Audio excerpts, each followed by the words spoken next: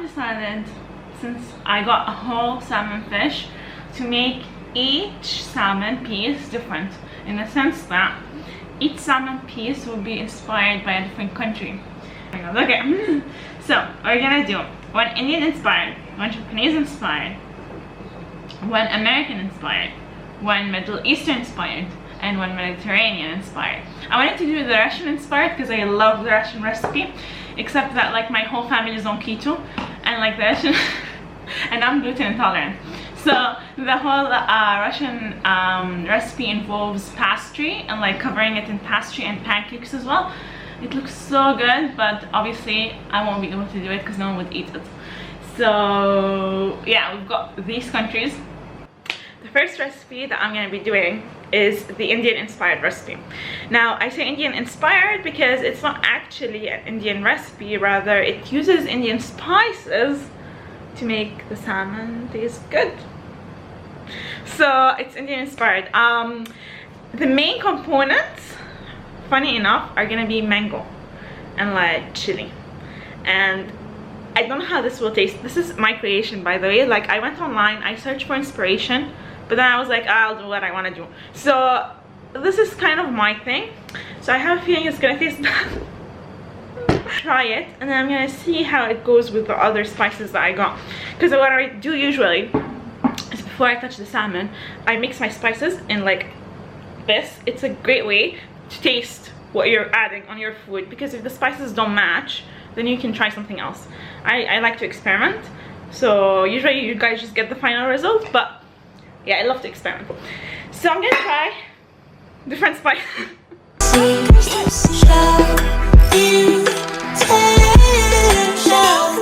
Harsh words if you don't get a pick with me.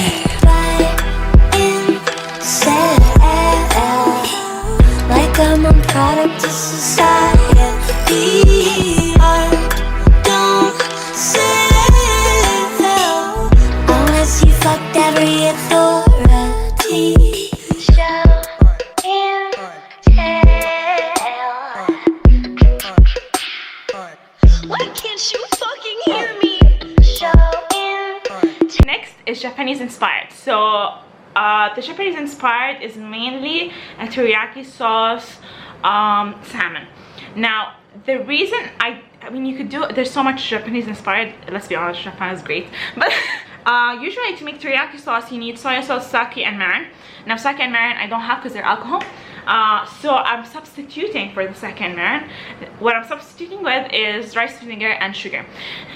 It's hard to do teriyaki sauce, I feel like, at home, because you need to get to a certain consistency.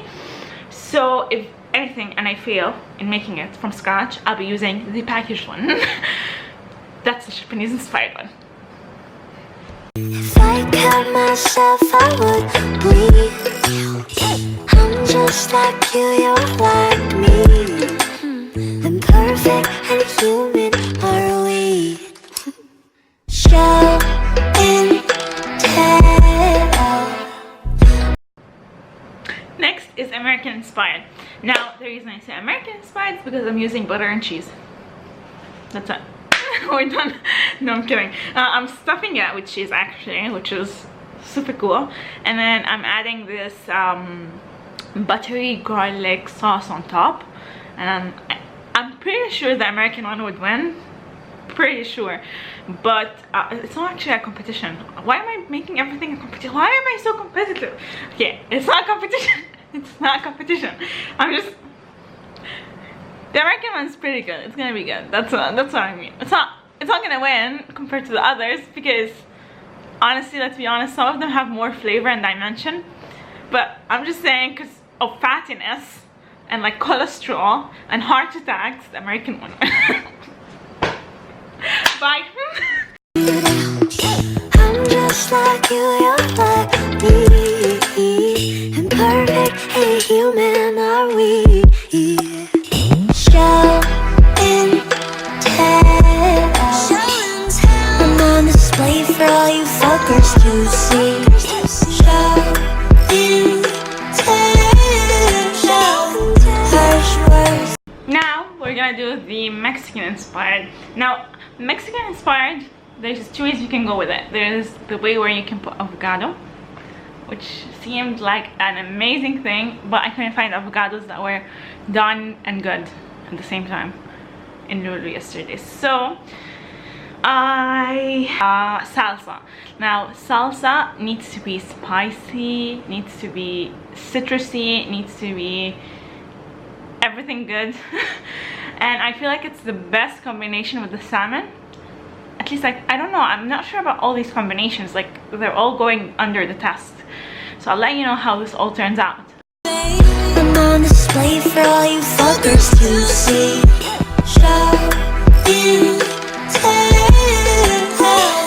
Harsh words if you don't get a pick with me. Like I'm a product of society. Don't say unless you fucked every adore, but you treat me like I'm never there. Okay, the next one is Mediterranean slash Middle Eastern inspired. The recipes are the same. The only difference is Mediterranean doesn't have za'atar, and then the Middle Eastern one does, in my opinion.